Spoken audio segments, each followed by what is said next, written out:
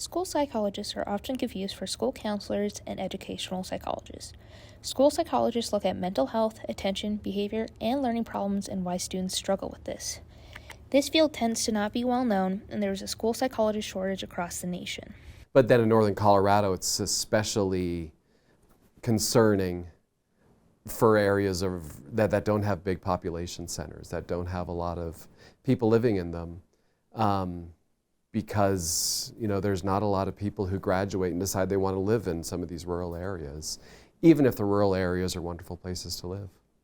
During the 2021 to 2022 school year, Colorado had a ratio of 1 psychologist to 942 students, nearly double the recommendation provided by the National Association of School Psychologists of 1 to 500.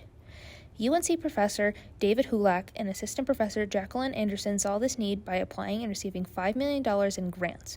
One grant is aimed for Greeley-Evans District 6 to cover 2/3 of students' tuition and a small stipend.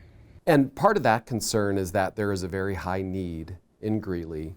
A lot of kids who come from backgrounds that put them at risk for mental health problems.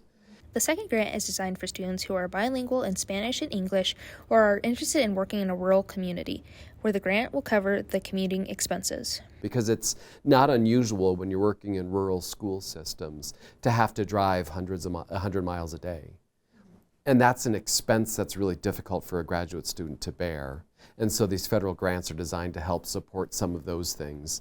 While the deadline for next school year has passed, you can still apply for the School Psychology Graduate Training Program for upcoming school years. This is Avi Gutierrez for Bear News.